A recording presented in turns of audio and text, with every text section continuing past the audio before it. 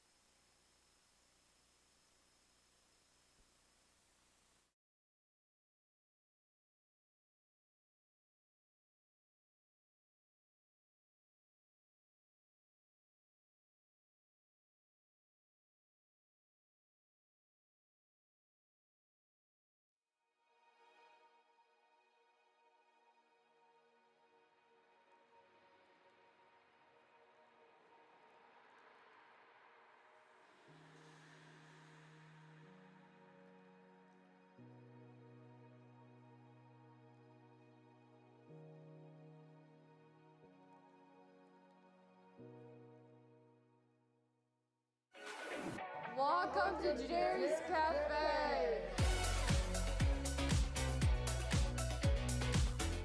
We are a destination cafe, and we offer craft food and beverages, meaning we make everything fresh on site when you order. And all of our food and our beverages are prepared and served by adults with intellectual and developmental disabilities. And then lastly, just say the name. Tom? There you go. Enjoy. My favorite part of working at Jerry's Cafe is definitely interacting with friends I've met throughout the years and the espresso machine. My co-founder Amy Philpott and I opened Jerry's Cafe for job opportunities. And a staggering statistic tells us that 80% of adults with disabilities are unemployed. I believe differently, and this is the place where our employees can work and feel proud and contribute and can see that they have value and purpose, and they are given the responsibility that anyone would be given in a job, and we expect nothing less than them to perform at their highest level. So we see great success in every single employee and their independence and their offerings and activities here at Jerry's Cafe.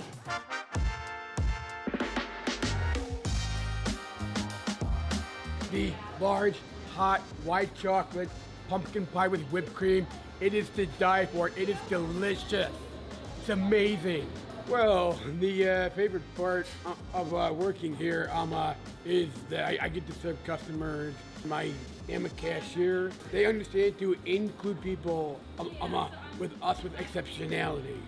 I wanted to tell you, I've been watching you today. You're really good at your job. You're doing great. I always like to serve customers. Customers go first. We are super proud of our partnership with District 214. District 214 has been a supporter from the very beginning of our foundation, and several of the schools have done fundraising and helped us get our doors open to Jerry's Cafe. Proudly, we have 12 or 13 graduates from the District 214 schools who work at Jerry's Cafe as our active employees. This is where we do our salad prep. This is where we make all the salads. And then over here is the sandwich line. This is where we make all of our sandwiches. I have worked here since day one. I love it here. I love my supportive team members, and I like serving customers. Here is one chicken Mediterranean trip salad. We know that our community members have lots of choices, but we're hoping that you will come and choose Jerry's Cafe. Thank you.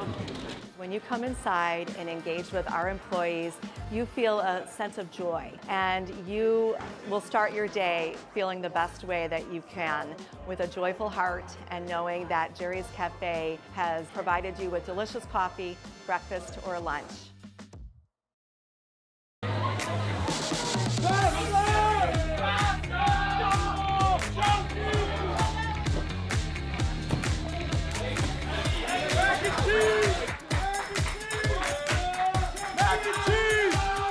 All right, welcome to our 55th year of putting together an incredible community service project through our SOS class here at John Hersey High School.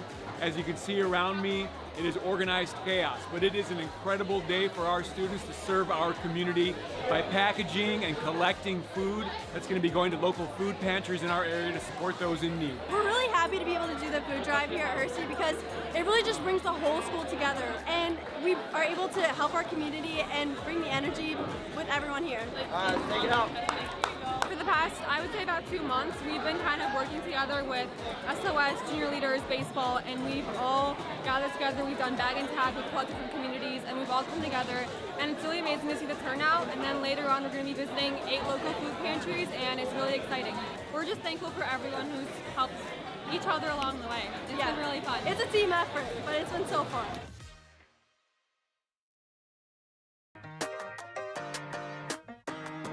Prospect Marching Knights are heading to D.C. We're in Washington, D.C.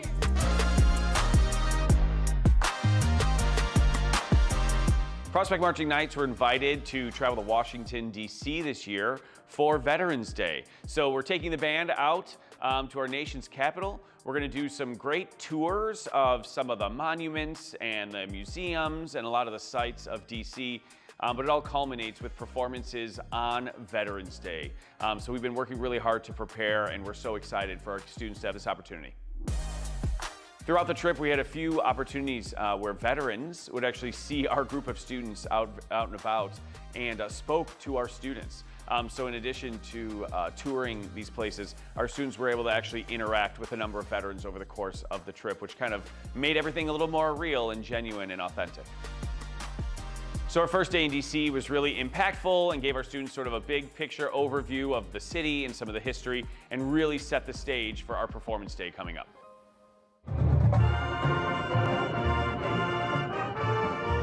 So on Veterans Day, our morning started off with a performance at the Lincoln Memorial. There we were, right on the steps of the Lincoln Memorial, facing the Washington Monument. Just a really special opportunity for our students to have a really great place to perform. It was an honor to perform on the steps of the Lincoln Memorial with the PMK, where so much of America's history has taken place. The experience was very impactful for me. It was a unique opportunity that I have never had before, and it was something that I will cherish for the rest of my life. One of our students, Emily Pollock, was also asked to deliver a speech at the Lincoln Memorial. I've always wanted to help people, so I'm going to serve my country.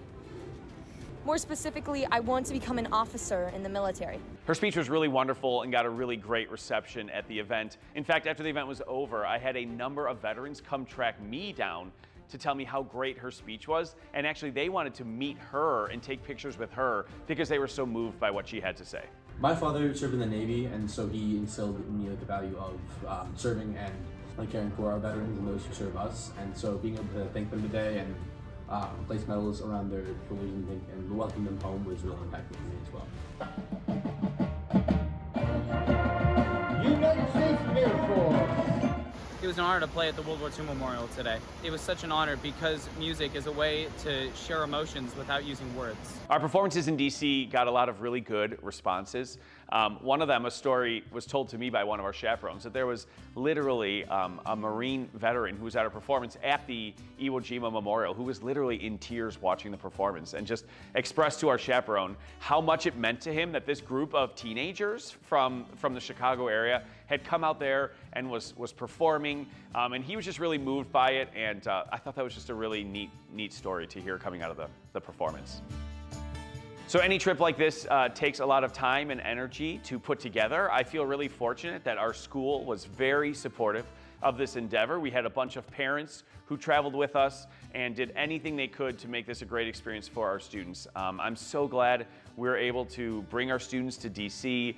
Veterans Day seemed like a perfect time to bring them, and it really, just in the end, I think the whole trip turned out really, really great, and I'm so happy we were able to make it happen.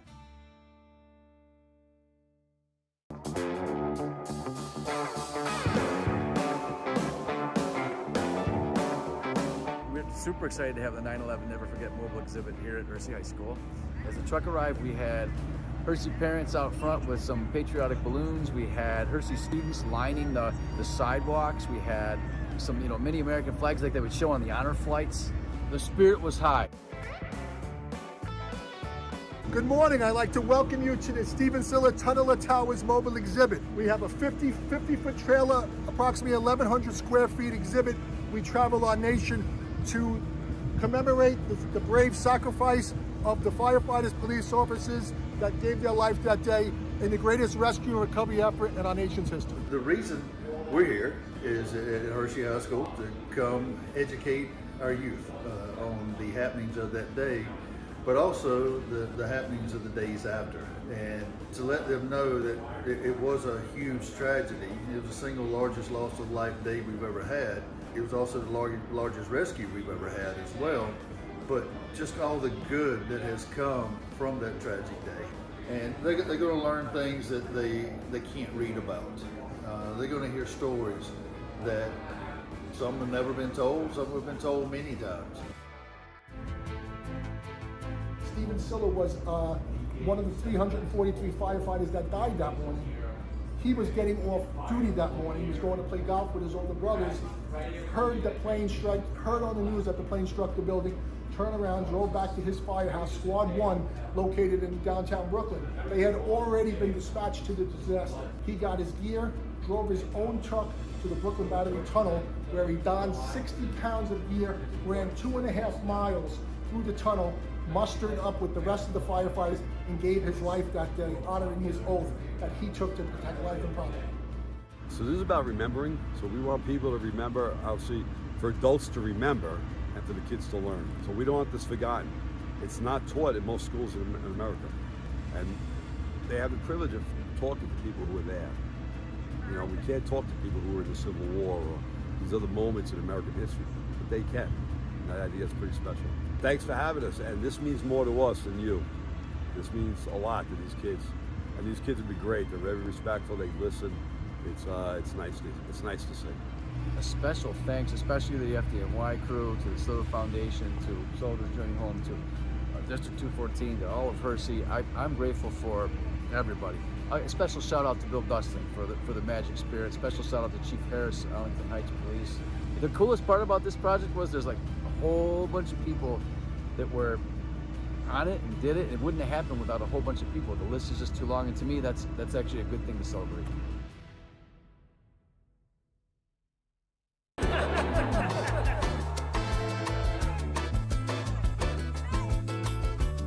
This is the Rolling Meadows Band alumni event, so we decided to get the band back together.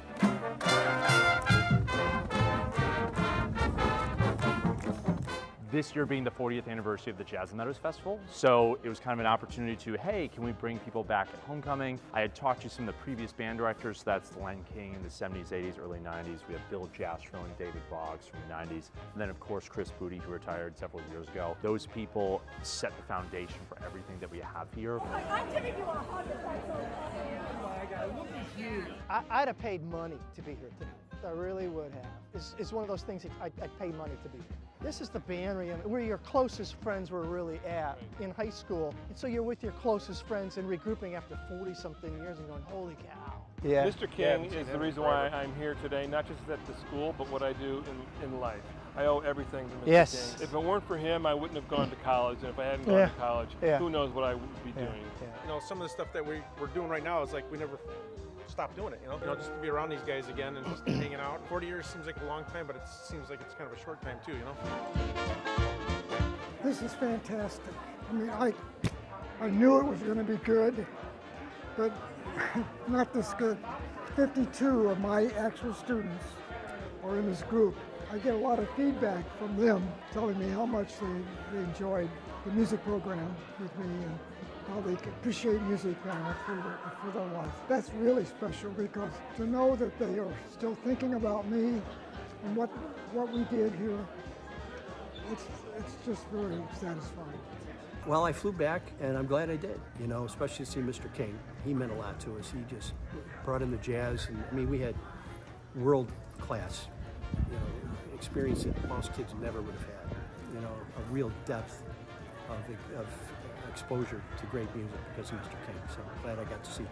It's so fun to be back though, I love it. My family's here, they're so excited. So is my family. Yeah. My son's here, my husband's here, so yeah. It's really great. If you are on the fence of coming, debating about whether to come or not, you should definitely come next time. It feels like a long time ago, but in some ways like you never left. Like I'm like, okay, we're gonna go march over to the stadium and we're gonna play for the football team. So yeah, okay.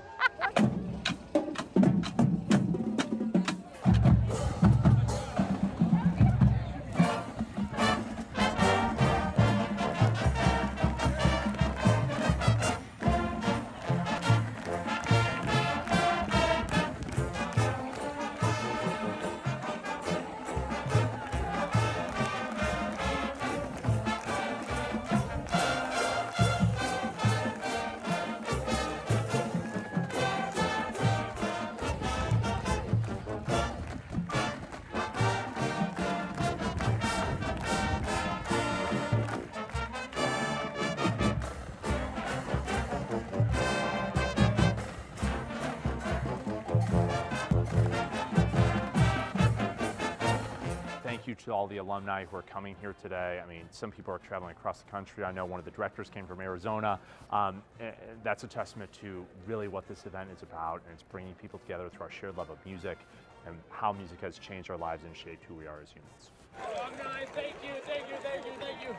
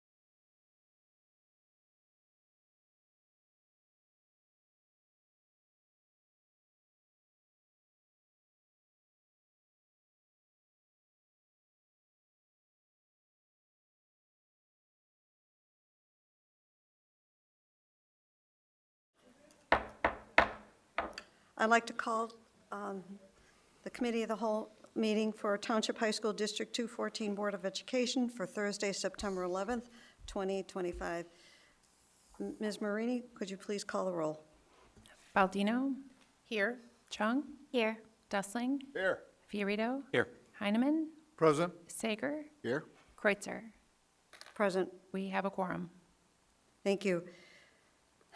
Can I have a motion and a second to go into closed session for the purpose of discussing the employment, compensation, discipline, performance, or dismissal of specific employees, specific individuals who serve as independent contractors in an educational setting, or legal counsel for a public body? Motion and a second, please. So moved. Second. There's been a motion and a second. Please call the roll. Chung? Yes. Heineman? Aye. Baldino? Yes. Dustling? Yes. Fiorito? Yes. Sager? Aye. Kreutzer? Aye. Motion carries 7-0. Okay, we will now go into closed session and we'll reconvene in open session at 7 o'clock.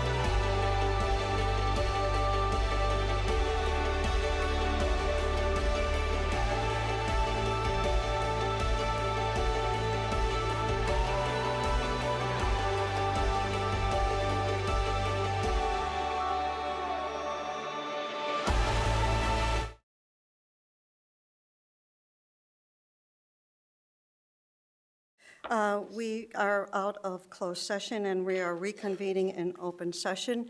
And before we stand for the pledge, today is a Patriot Day. I think it's been come to known as, and significance of today and all those people that have sacrificed for us on this very solemn day in history. So if we could stand for the pledge.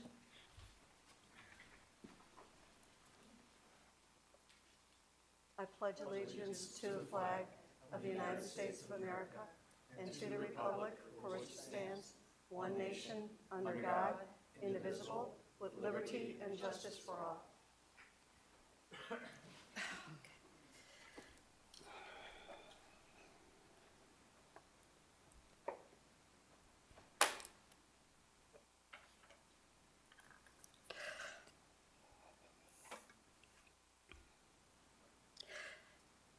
Can I have a motion and a second for approval of the agenda? So moved. Fiorito. Second, Chung. It's been a motion and a second. Please call the roll. Fiorito? Yes. Chung? Yes. Baldino? Yes. Dustling? Yes. Heineman? Aye. Sager? Aye. And Kreitzer? Aye. Motion carries 7-0. Thank you. Can I have a motion and a second for the open and closed meeting minutes from October 21st, 2025, and the open and closed minutes of September 4th, 2025? Motion and a second, please. So moved. Second. Please call the roll. Heineman? Aye. Sager? Aye. Baldino? Yes. Chung? Yes. Dustling? Fiorito? Yes. Kreitzer? Aye. Motion carries 7-0. Okay, we're now part of the agenda where we call for public comments, and I have 3 people that have signed up, so if I could just read this, and then I will call Renee, you're up first. So the Board of Education and the district value comments from the community at our meetings as well as emails. We appreciate everyone appearing before the board and treat all with courtesy and respect. The Board of Education asks each person to please limit their comments to 3 minutes. However, several people want to address the board on similar topics. The board president may limit the time to 2 minutes per person. Public comments on agenda items will only be the time that the Board of Education will hear public comments during meetings.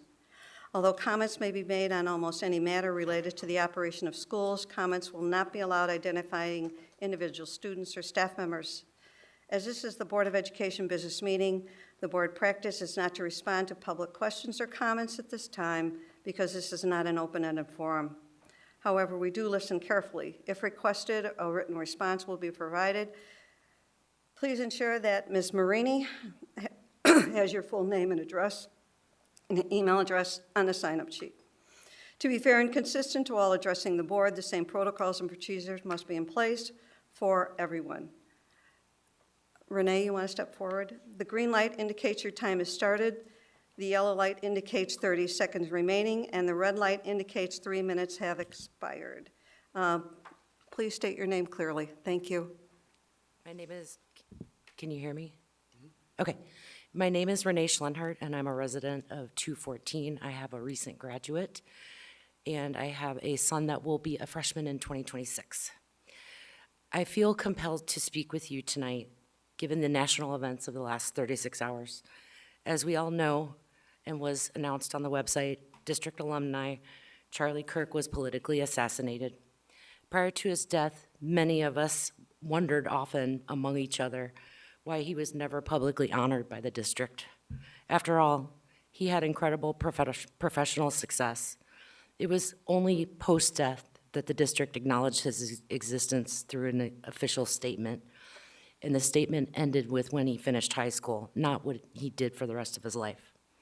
More needs to be done. Thousands of residents within this district consider themselves to be Republican and conservative. Shouldn't the district to be open to all minority voices? Wheeling High School, I have some requests. Wheeling High School reinstate any honorary plaques or signage for Charlie Kirk as a notable alumni. Charlie Kirk is going to be receiving the Medal of Freedom. This is the highest honor anyone can receive in the nation. The district needs to honor this achievement in a public, appropriate fashion. I request the district-wide day to honor be held in conjunction with the award. Any request for Turning Point USA high school chapters must be approved. After all, a key tenet of Turning Point is free speech. Shouldn't we all be encouraged? Shouldn't that be encouraged by all educators? Additionally, Turning Point organizes voter registrations, which brings me to my final point on that. The League of Women Voters has been welcomed in the school buildings for years, given there is no reason that Turning Point should be denied. The League claims to be nonpartisan, but that's just a talking point. They are political activists, and because you've set a precedent with their organization, other organizations must be recognized. None of these requests are unreasonable in any way. Schools should promote healthy civil exchange of all ideas. All students should be able to find clubs and organizations that make them feel welcome and not silenced, to be their authentic selves. And I would suggest you review the vision, which is stated on the website when considering my suggestions. My last point pertains to public behavior of a board member who appeared at a public protest holding a poster depicting the President of the United States as Hitler wearing an SS armband.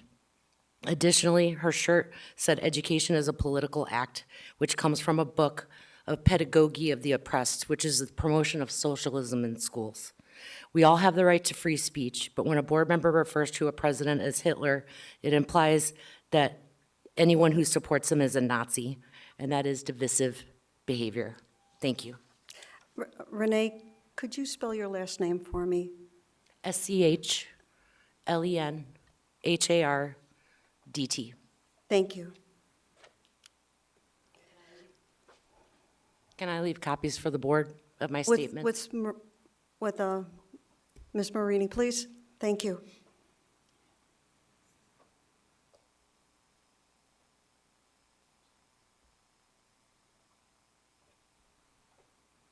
Thank you. Kathy Michelle.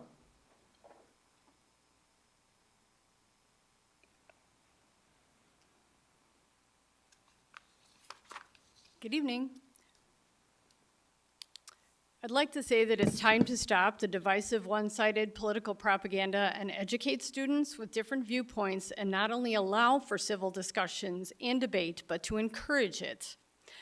I recall back a few years ago when a specific parent was running for the school board and how that candidate had been slandered and called racist for merely analyzing the student outcomes broken out by each school. The debate and journalism teams were encouraged to speak out and continue the name-calling. The debate team didn't engage in a debate. The journalism team never entertained the thought of interviewing the candidate, but rather joined in on a coordinated character assassination instead, led by educators. When I asked those teams, because I had been standing out in the vestibule there, why they hadn't done their jobs, according to their teams and clubs, I was told board meetings are where we air our grievances, or something to that effect. The debate team student captain at the time even stated that she agreed with the candidate's facts, but she never indicated that in any of her comments. I believe it's high time to stop the divisive language and emotive reactionary behaviors and encourage logical, thoughtful, civil discussions. I'd like to just recommend replacing Charlie Kirk's distinguished alumni plaque at minimum at Wheeling High School, perhaps an educational school assembly highlighting his accomplishments, as well as approval of TPUSA requests from students, since in prior years this has been refused. My kids are long gone from this district and would have been happy to join a TPA USA chapter at BGHS. Thank you. Thank you. John Saletta? Did I get that right, sir? I'm sorry? Did I get that right? Yes, yes, you did. Thank you. Yes. If I may proceed, yeah. My name is John Saletta. I'm a resident of the district. I live at 204 South Illinois Drive in Arlington Heights. And I just wanted to second the words that were said previously, that I'm shocked that Charlie Kirk's plaque would be removed from the wall of notable alumni. And it happened apparently in the middle of the night, as these things tend to happen, quietly without anybody noticing. It's frankly shameful. Charlie Kirk tried to build bridges between people, and he did it using his intellect and reason and a quiet voice, and he should be honored for that. Whether you choose to believe what he said or not, or whether you choose to cross that bridge and join him or stay on your side, that's not the point. The point was he tried to peacefully build bridges between people. And I don't think it's appropriate that his plaque be removed. I think it should be restored. I think he should be honored. He is going to receive the Medal of Freedom, which is the highest honor this country can bestow upon somebody. And frankly, I think an explanation would be owed if he wasn't restored to that wall of notable alumni. Thank you very much. I appreciate your time tonight. Thank you.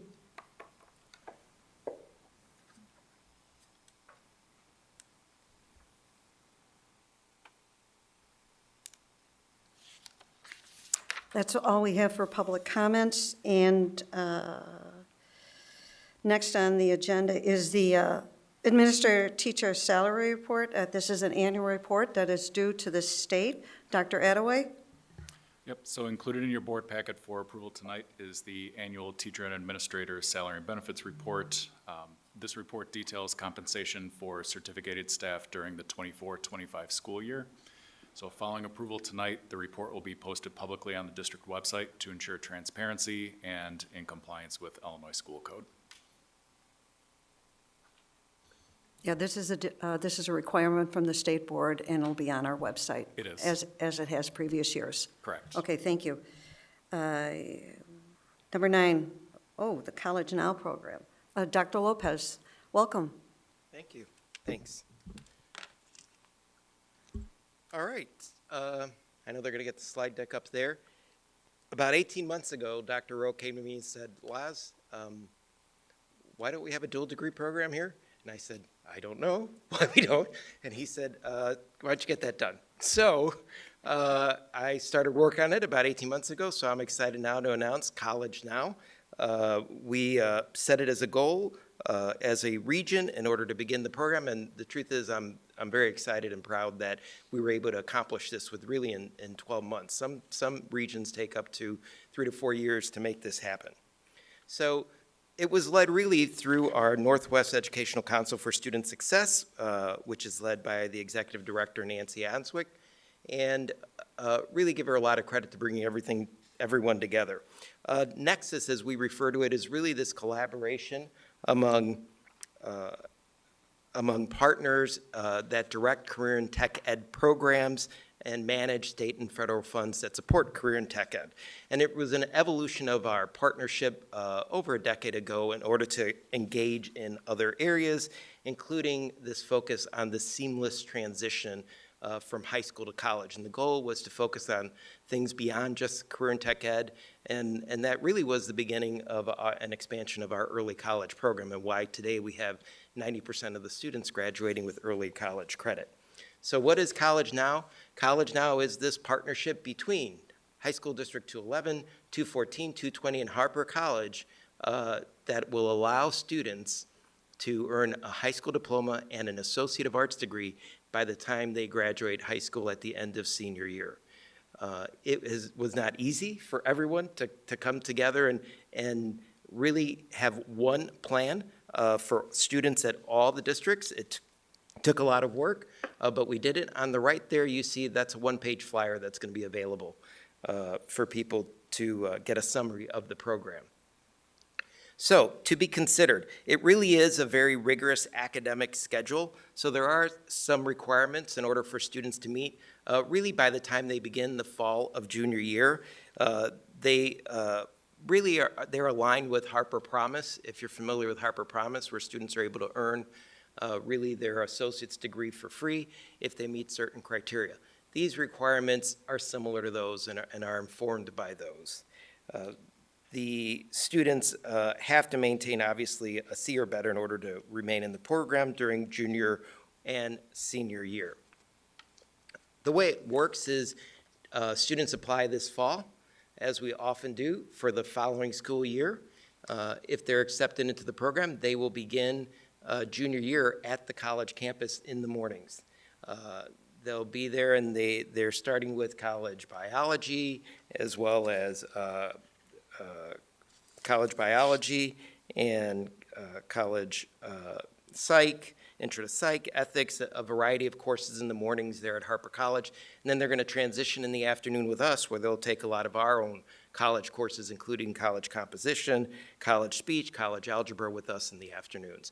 And they'll still participate in all of their co-curricular activities as they normally would. During senior year, they're going to be at Harper the full day, taking a full academic load across all the subject areas, and students will have some opportunities for electives. They'll still return back to our campus in the afternoons to participate in co-curricular activities. So, how much does it cost? The cost is shared by Harper College, the school districts, and the families. So Harper College has discounted the tuition that they typically charge for students by 25%. Families will contribute $250 per semester for a total of $1,000, and the school districts will cover the balance of tuition. Obviously, students who are approved for a fee waiver will not be required to pay the program fees, and there will be transportation provided from the home school. That will be a challenge for some as the Harper schedule does start earlier than ours. So they'll be beginning classes as early as 8 a.m. So that means they have to be at school significantly earlier than they would on a regular schedule. Obviously, all of this is an opportunity and a choice if it's the right fit for that individual student. There will be a website that will be launched very shortly in the next week or so by Harper College. On this website, there is an abundance of information, including a frequently asked questions, general information. It is one site for the entire region, which is very exciting. So all the information for all families across this entire region is on this site because of the design of the program is the same. October 1st, we're going to host across this region, each district its own, a virtual information session that parents will be able to learn about the program and ask questions, really. I know this is a big decision. I have a high school sophomore, and I know it would be a difficult decision to decide whether or not this is the right program for my student. Obviously, they'll want to talk with their counselors and figure out what's the right fit for them. Applications are going to be due October 15th, and then we'll have the deadline for accepted students to confirm their place in the program by November 1st. So parents will have about a month from the time that they apply and are accepted to really make a decision about, is this the right fit for them? We do have a district point of contact, which is Jennifer Greer. She's our early college supervisor. I did also want to give a shout out to Mary Kate, who hit the ground running. She's our new Director of Student Services. She's helping to lead the implementation on the student services side. Obviously Jennifer, and there were countless teachers and counselors from buildings, faculty at Harper and deans, department heads, associate principals that have been involved in this entire process and its design. So with that, I'd be glad to entertain any questions you might have. Okay, board members, Mr. Fiorito. Is there any minimum or maximum in this program? Like minimum number of students, maximum number of students? We have put a cap in order to plan and design at least an initial cap, which is 50 students per district. Okay. That will be revisited each year. Part of that was just for planning purposes so that they know which courses to set aside, because Harper is setting aside specific courses just for our students. Yeah, that was my next question. If you know, with their schedule, are they going to leave some openings for us? And clearly you just said that. They're designing it so that, particularly for junior year, because it's meant to be a transitional program, that they are cohorted together during junior year with the idea that senior year they may be more independent and they might be more spread out in different courses. So my next question would be, for the juniors and seniors, can they provide their own transportation, or is it a requirement that they have to use ours? No, it's not a requirement. Actually, we already have students that travel to Harper College every single day for coursework and have had that for a number of years. Most do transport themselves. We do have a bus route that goes to Harper College on most days, as long as there's courses scheduled and students are in need of transportation, and those will continue. Okay, thank you, Les. You're welcome. Board members, Dr. Chung. Thank you so much, Dr. Lopez. I just want to highlight again, it's really incredible opportunity that College Now provides, that students graduate not only with a high school diploma, but with an Associate of Arts degree as well. So, yeah, I mean, that's amazing that they graduate. It's not just about earning college credit, which obviously is very important, but it means that they leave the district, exactly like your slides express, with 2 years ahead, whether they choose to enter a four-year university or enter the workforce or even take some time off. It just puts them ahead, which is amazing. So thank you so much to you for spearheading this. I know you mentioned a lot of other people, but many thanks. One of my questions, Vice President Fiorito already asked. So my other question was, I did see that College Now seems to be a nationwide program, or there are a lot of different colleges that have that College Now, a lot of the partnerships. So is it a nationwide program where we would need to maybe follow the guidelines of what's like some nationwide program, or are we free to kind of do our own thing? Yes, so the first question, this really began at large scale in Texas. I would say a lot of dual degree programs and also some programs in New York. It has spread across the country. There is not a central body that's directing the parameters of the program. We get to do that here within our own region in our own partnership with the college. There are organizations that inform best practices that I know Harper College abides by, but there isn't sort of a centralized group that's directing how we do this. The reality is we're going to see how it goes, and I imagine we're going to learn about it every year, and we might make modifications or changes as we get feedback from both students and families and how it's going on campus. I know Dr. Rose had experience with this already in the previous district, so I'm sure. I was just going to chime in and say that it's unique with each community college and the partnership that each governmental agency, in their memorandum of understanding of how this functions. And some, predominantly, the courses are taught at the high school, based on however that partnership is. Just for instance, this one, our agreement is that they're for their senior year, but that means even over the years that could evolve as it goes. I just wanted to echo some of your comments, Dr. Chung. Laz is a get it done person. We've all known that about him. I just appreciate it's still surprising to me that you were able to take a challenge and turn this many people into action and reach this end result so quickly. So I'm really proud of this, and I'm really grateful for the work that you invested into it. I think it's going to be a tremendous opportunity for our students. Thank you. Okay. Thank you. Mary, hold on. Oh, Ms. I'm sorry. Baldino. Just one quick question. I did notice that there's Harper College placement Yes. scores required. So would the students take that prior to entering, at the point of applying for the program? What's the timing of that? So placement tests are really associated with 3 courses: English, math, and world language. So if a student's in the world language program and they're going to take, for example, Spanish, there's a placement test associated with that, with Spanish, to ensure that they're ready for college level Spanish. In junior year, we are actually delivering their college composition and their college algebra course here on our campus. And so students do not take a placement test for that specifically. We use their scores on the statewide assessment in order to qualify them. If they don't meet the benchmarks through that statewide assessment, which is going to be the ACT this year, then we have additional assessments that we have in partnership with Eastern Illinois University to help qualify them. And so they do have a window. There are students that may apply that we accept that maybe don't meet the benchmarks today, but we anticipate that they will meet it by the time they have to be in that classroom next fall.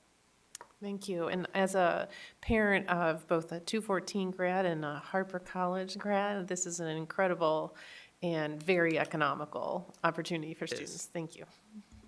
Thank you. Go ahead, Dr. Sager.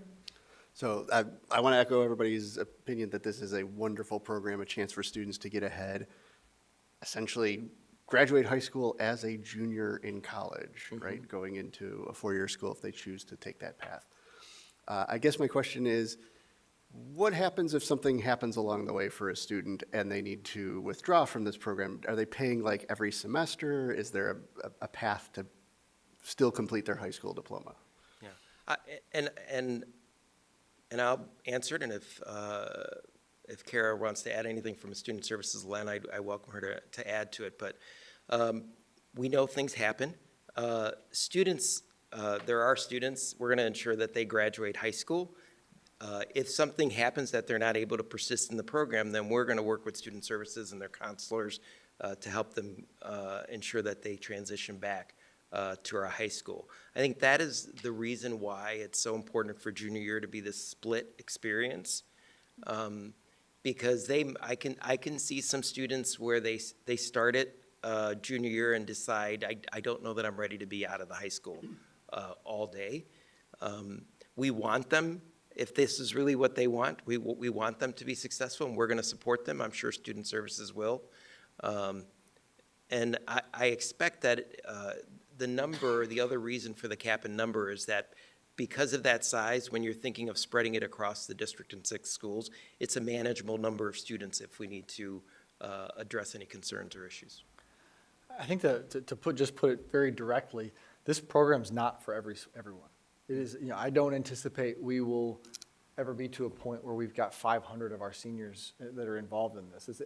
It's for a group of highly motivated students that are time management skills and mature enough to handle life on a college campus at a younger age. So that it's not for everybody. So that conversation with their counselor and their family is vital of, do I want to try this? Because you're taking a full college load as a 16-year-old, and that's not for everybody. Yeah. As somebody who advises college students and sees the changes they go through, and when they're a few years older, knowing that there's flexibility is a relief. Yeah. Thank you. So moving on from here, the next step of this is Harper College Board of Directors will be approving this formally as their program on the 17th next week. Actually, a number of us will be at that meeting, and I'll be speaking on behalf of the school districts in support of the program. And then a press release will be issued that evening or the following day, formally announcing the program to the community and media. So you may not see anything out publicly immediately, but we were kind of the first to kick this series of informal announcements off. So Barrington, I believe, is early next week, and then followed by Harper and 211 Wednesday and Thursday. Okay. Thank you, Dr. Lopez. Thank you.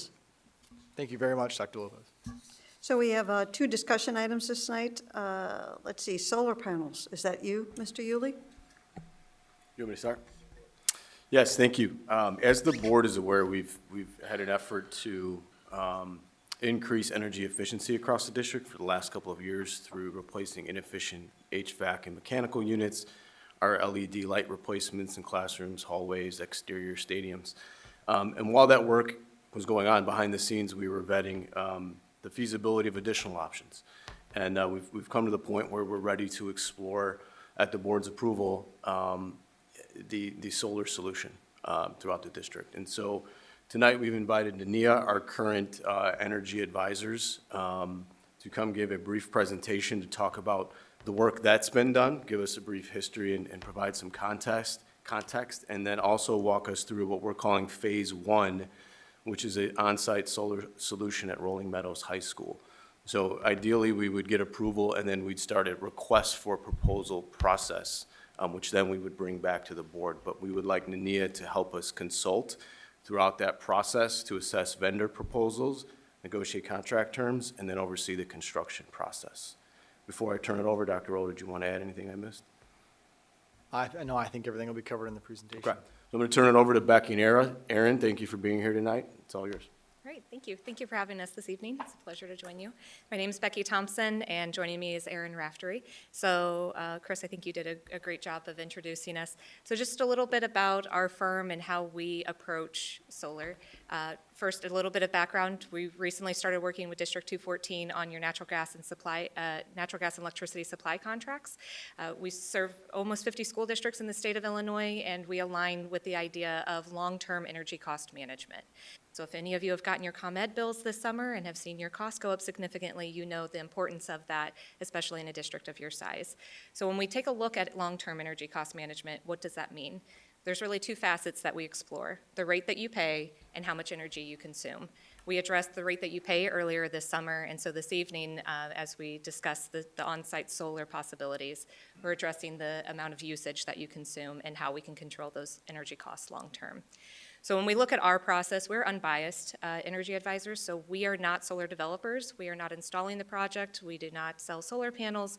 We are here to represent your best interest, sit on your side of the table, evaluate the options, and determine the feasibility of, does this make sense, which facilities it makes sense for, and kind of guide you through that path, as there can be a lot of information rapidly changing, especially environment.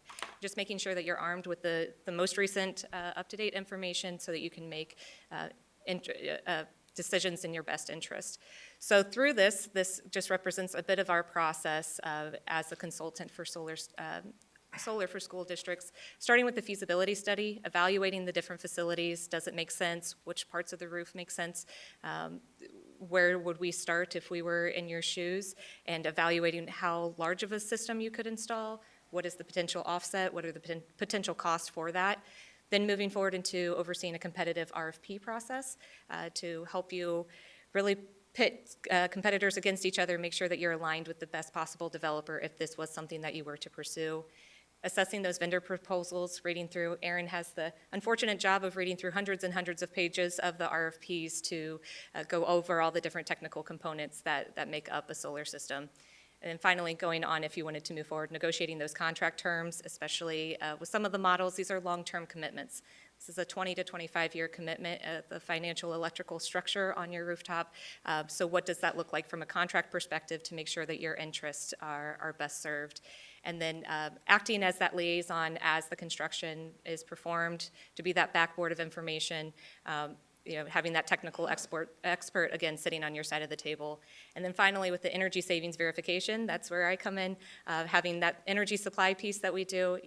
If you are looking for a 60% offset of your saving or of your energy consumption, is that actually being realized? That's a very critical piece that we often see ignored when these systems are installed. So that's just a little bit of backstory of what we bring in. So with that, I'm going to turn it over to Aaron. He is our solar wizard, as I call him, and he's going to run through the different systems at the different facilities for your district.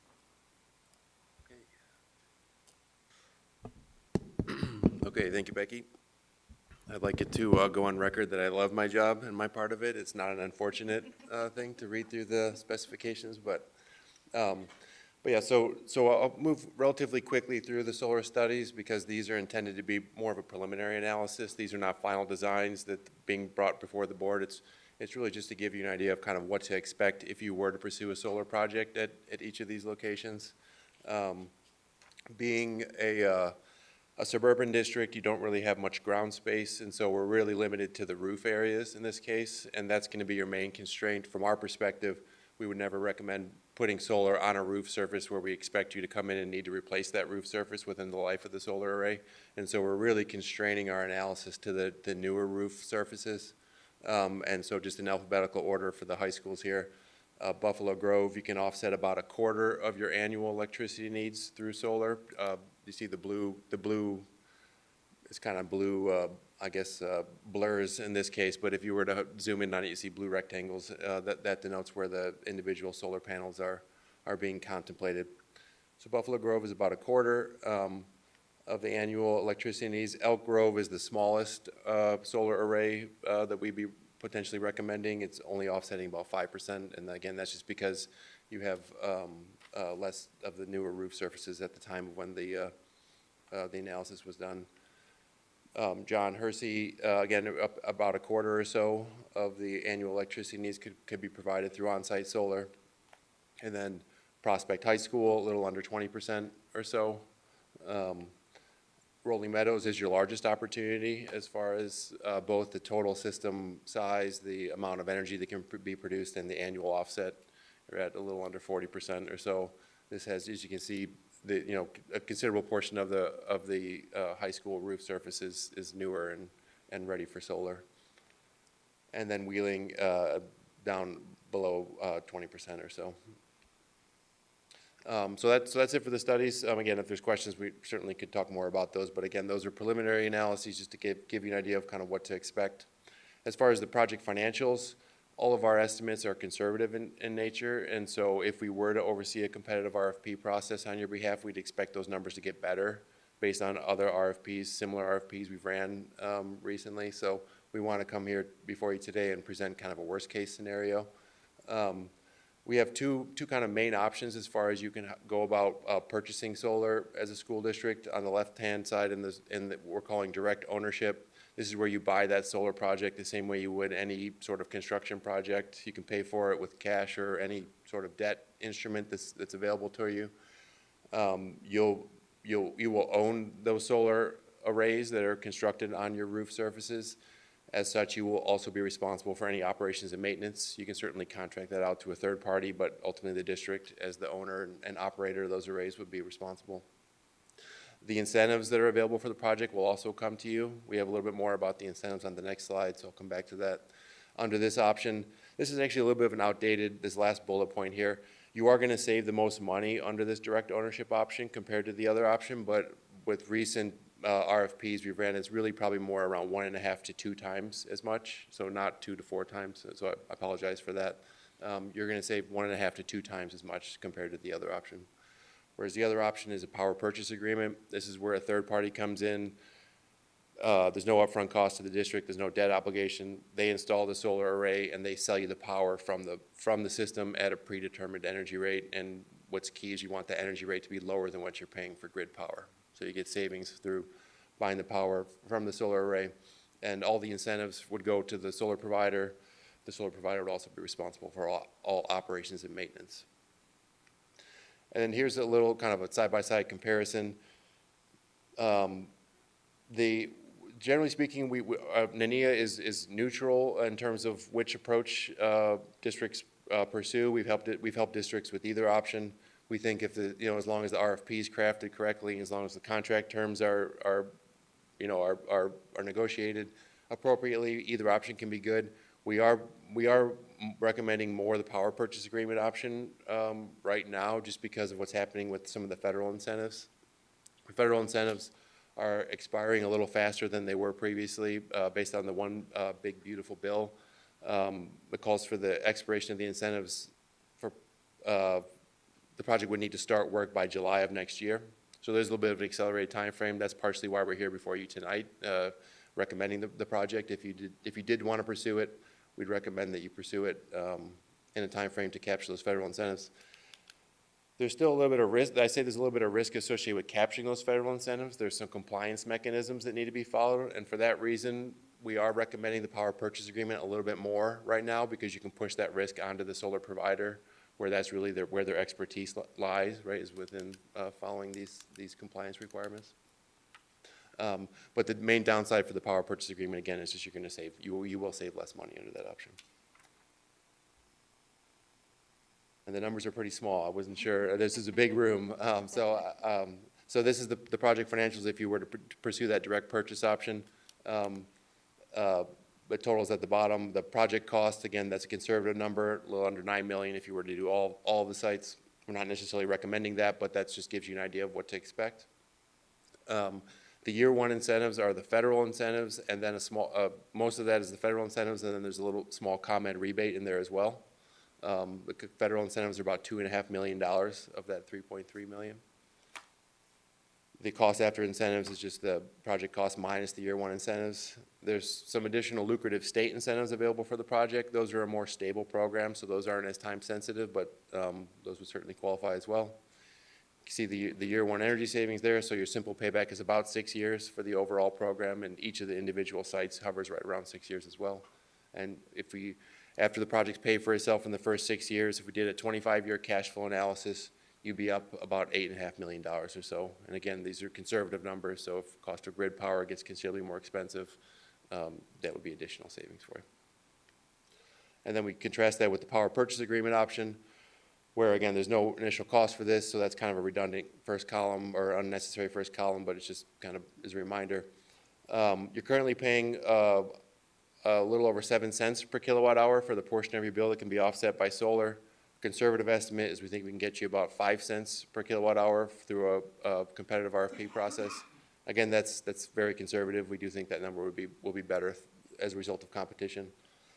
We have a 25-year term contemplated here, and so you're saving over that 25 years about $5 million on this. So again, compare that to $8.5 million or so, a little less than 1.5 times. With that, I'll turn it back to Becky. So one of my favorite things to talk about with school districts is the impact or how you can bring this to students, right? So the curriculum tie-in is standard offering as part of our request for proposals. So students can actually engage in seeing the solar produce power real time, including a kiosk or a mechanism for them to see how the power is being generated. So that is kind of a cool thing that we can see to that we can bring to the students as well. So it's not just something on the rooftop that's helping operational costs, but it's actually something you can bring into the classroom. So with that, this slide looks a little familiar because we've already conducted that first bucket there, the feasibility studies that Aaron just talked about. And so the next step would be to approve us moving forward with overseeing that competitive request for proposal process.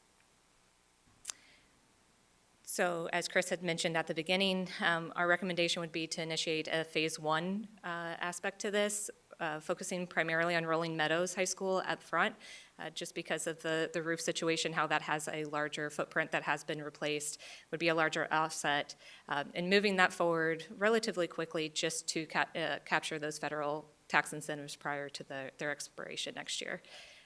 As Aaron mentioned, utilizing the power purchase agreement, which transfers that risk for those federal tax incentives onto the developer, does not require any out-of-pocket capital and would allow you to deploy this rather quickly with the release of that request for proposals as early as next month and awarding the contract with the developer in January to allow them ample time for product procurement for an install next summer. So with that, we welcome questions. Board members? Well, if I could, Oh. before anyone begins, for one, thank you very much for the time and effort you put into preparing this.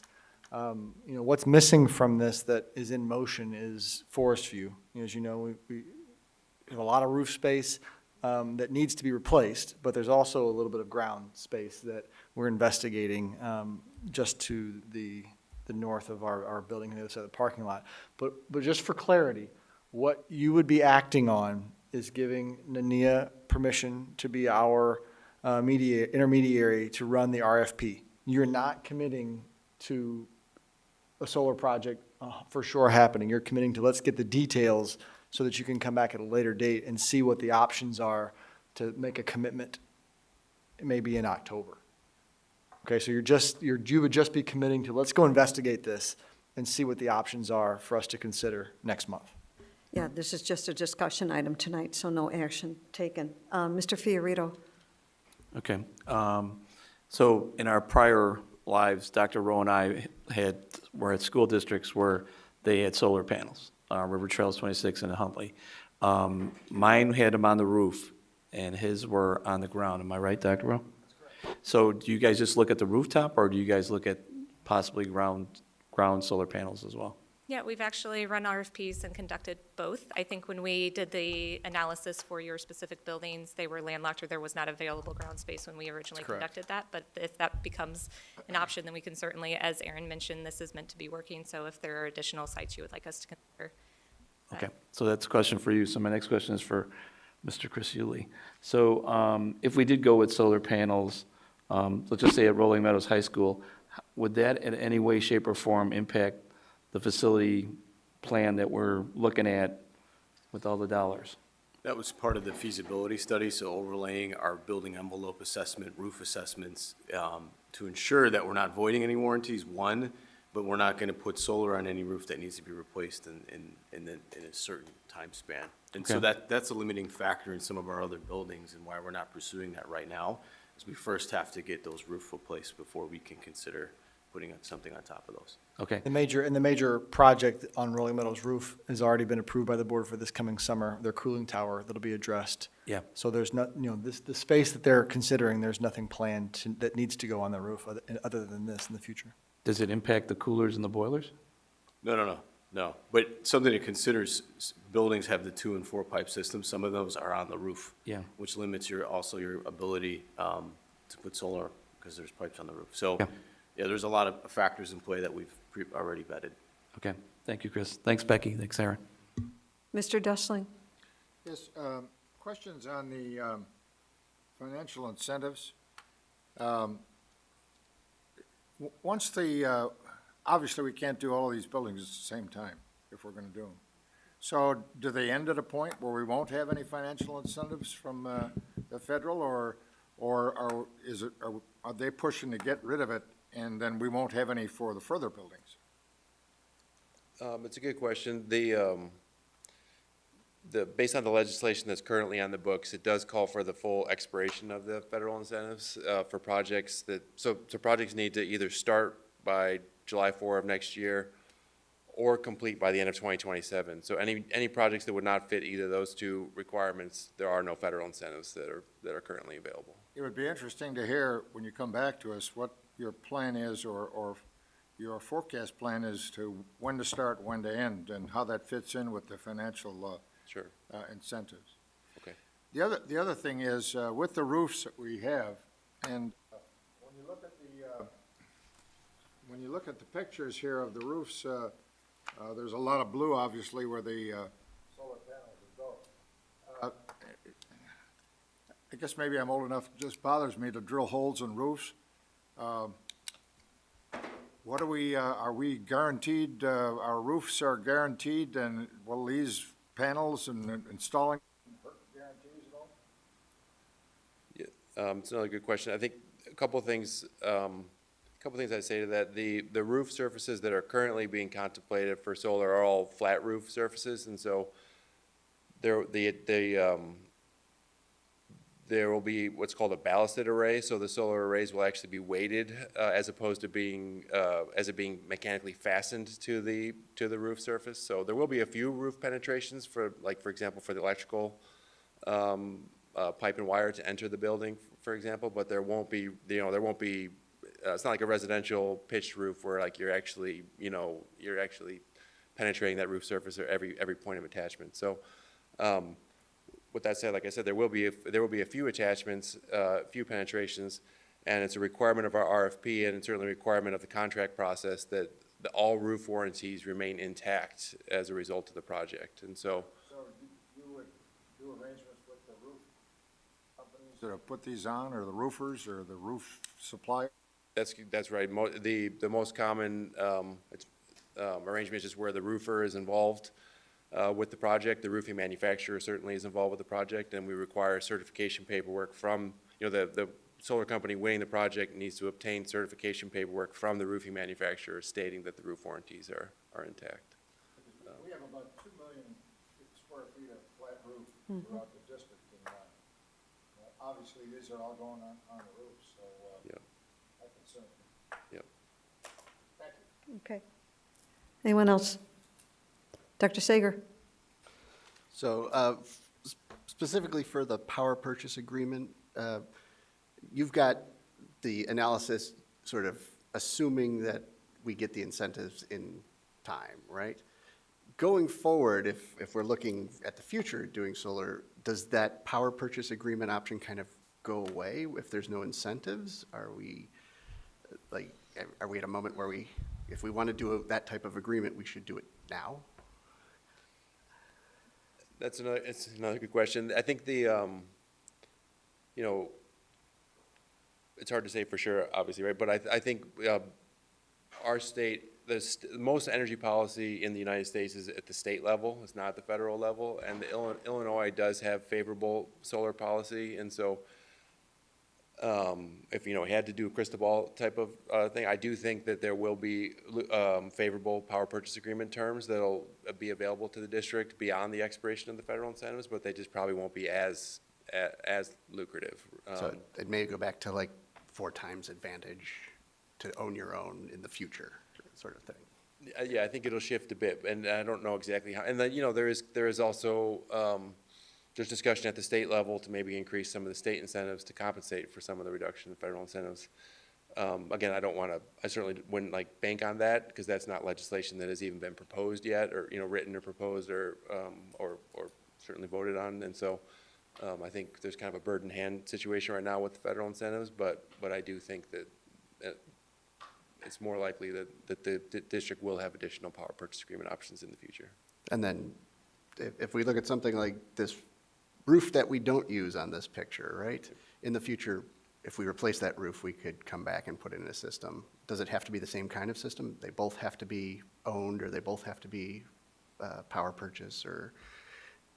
Yeah, no, there's no firm requirement one way or another as far as that. So whatever we do now isn't locking us in for the every surface in the district. That's correct, yep. Or Mr. Heineman? Got the impression that we've been working with Nania for a while. How long have we been working with you? Do you know? Chris? Everybody's looking at one another. Sure. There we go. Good evening. Yes, we working with Nania since last year because, like Becky mentioned, Nania is our they help us to procure, to buy energy and electricity and the gas. Okay. And they do the study. We start working. Aaron and Becky brought that opportunity for a free study for a solar opportunity. We did that for a couple months. Yes. Okay, thank you. Thank you. Go ahead. And the energy that comes from the solar panels, does that end up being used locally at the school, or does that get sold back, or is there storage issues also? Yeah, for these studies, we did not include a storage component, but this is what's called a behind-the-meter system. So it's actually tied to your electric meter, so it actually reduces your usage at the facility level. So for each system, so in the example of Rolling Meadows, it would lower the energy consumption at the actual district. It would not flow onto the grid unless there was an excess. Okay, so if there is an excess, In the net metering program with ComEd, then that would bank extra credits for you. It's kind of like a virtual piggy bank that resets one time a year. The system is designed so that it only offsets a little less than 40% of your usage anyway, so there would never be a position where you would be over-generating. Never want to overbuild a system because the economics don't work out. You don't want to be a solar generator or an energy generator. But if you had, say, for example, in the summer months, you're generating more than what you're using, then those excess credits would bank in like a virtual piggy bank for you and would reset one time a year. okay. And then the solar panels that are above the roof, does that extend the life of the roofing? I'll let you answer that. We usually don't, we don't say that, we don't want to create the expectation that it's going to extend the life of the roof. And so our analysis is always just based off of the roof longevity estimations from your roofing contractor. So there's certainly a lot of speculation that it should, in theory, it is preventing hail and UV, right, from striking the roof surface if the solar panels were not up there. But there's no, we don't have good data or studies that we can kind of point to to say that. Last thing is, what's the effect on, I know on a lot of our roofs, there's a lot of piping and stuff up there. If there's problems with the piping, is the solar panels in the way and result in additional expenses? The solar panels would, the location of the solar panels would need to be adjusted around any existing piping on the roof. So it wouldn't, and then there's setback requirements off of, HVAC units and other types of, and so you should not need to, so there should not be a need to move the solar equipment in order to service any non-solar equipment. Okay. Yeah. Thank you. Good, Dr. Chung? Thank you again so much, Erin and Becky, for coming tonight and all the work that you did in preparing this presentation. I love that you highlighted solar as an educational opportunity for our students. I think this is so exciting where our buildings can become, hands-on, active learning tools and not just a backdrop to education. One question I had, and I'm not sure if this is for you, Dr. Rowe, or someone else, but how do you see the district using this project in our STEM classes or career pathways? Have you, I don't know, and I know that at Huntley had also a huge solar project. Maybe how was it used there that you can see it being used here for education? Sure. Well, in my prior life, though, those kiosks that they mentioned sit in the main entrance of all of the schools, and you're able to go through and interactive, and just anyone can come engage with them.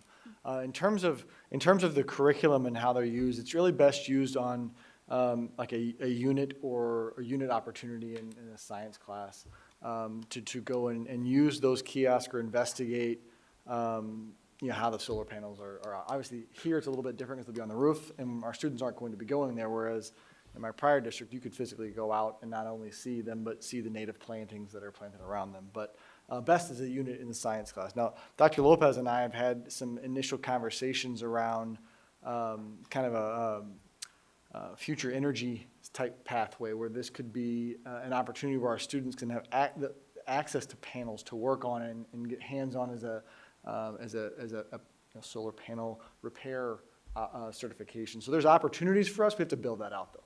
Okay. So the opportunities are there. I think we have to dream it first. So it's got to be here before build it. If you build it, they will come, kind of a thing.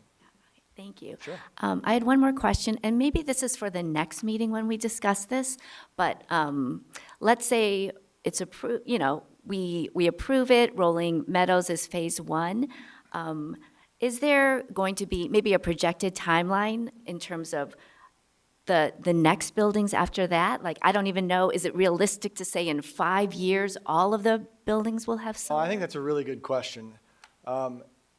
And And I think this is one of those situations where when you partner the need for the incentive to really motivate and make this a worthwhile experience, it's kind of a wait and see what happens with the incentive.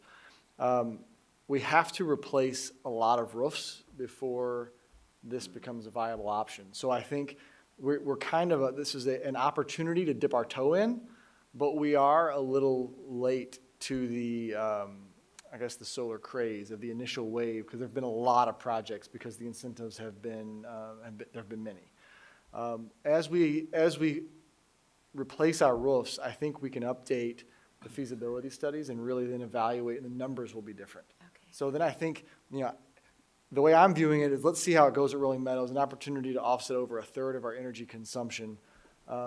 What's beautiful about some of this, if we go with the power purchasing agreement, there's a guarantee that we'll hit that. Even if we don't hit the number that they project, we realize the savings that we project. I don't know if that'll be the route that we end up going, but it's a really nice way to dip our toe in and learn and experience at a sizable fashion. And then as we have more roofs to work with, then we can determine, is this the best route for us versus jumping all in with both feet across 7 different buildings. It's just a different environment than my prior district, where we have so much land, it was a no-brainer to go that route, where we're just a little bit of a different scenario. Thank you. Mr. Dustling, you had a follow-up? Yes, I did. This is probably a question for Mr. Euler and Ms. Mistak. If we, looking at rolling, we have to do something with our roofs to fix them, because there is a leak. How high off the deck on the roof are these solar panels? I think with what I am aware and I learned so far about the solar system, the technology is changing, and what the solars were like 10 years ago and how they were mounted and how high they were visible from like when you walk through the like sidewalk by the school. Now they are very lower, the panels, and I also know with the RFP process, we can include a lot of the language and a lot of like the terms that we as a district would like to dictate, and one of them it will be how we will approach the time of the downtime of the solar when and who will take the solar. For example, I have a leak on it, then how we will do we will have to have pay a penalty, or we will have a time, or they will give us a credit because we will have to take the panel. And I think it will be a lot of learning experience for our roofer, The flat roofs and the roofs that they are on our Rolling Meadows, they are not very concerning. Also, the recent opportunity with the new roof on a Forest View that we will be installing, those roofs are very easier to maintain, and to find the leaks and repair. And the time of the repair is completely different what we have on an existing like coal pitch roof. It's a big difference how we will maintain them. And like Dr. Rowe mentioned, which starting from Meadows, because it's the biggest opportunity, it's also good a learning experience for us and seeing which direction we will like to be going. I would like to also mention from the perspective of budgeting, and we all know that energy it's going up every year when I have to budget for electricity with the business office, and we also recently shop for electricity with Becky, and she can speak a lot more about that. We observe big increase. We know that we all struggle, like they building a lot of different system that they need a lot energy, and we as a district, like we do a lot small activities to try and save money and be proactive with that. And I think for a long benefit of 20, 25 years, everything what we can do to save the money, I don't think so the cost will ever go down with the energy. Yes, Becky? Yes, I think that's why the perfect world scenario, we would like to have the solars everywhere, but we have 7 buildings and we have to replace a lot of the roofs. But I think it's wonderful opportunity for a district and for our students and for all of our community members to explore that. Thank you. But my question was really, I can't imagine us having these panels low enough or high enough so that we could have our people go in and fix the roofs that are there. Certainly don't want to see people crawling on their stomachs going underneath there to fix a roof. Chris? You know what I mean? I have the solar on a previous district. It doesn't work this way. The solars, you have a space between them. You can easily walk. You can access everything. You can take the easily panel. They are not heavy and repair. Maybe Mr. part of Yuli? the RFP process is the specs. Yeah. And all, the scope of work and all of that would be absolutely part of that we bring back to the board in a few months.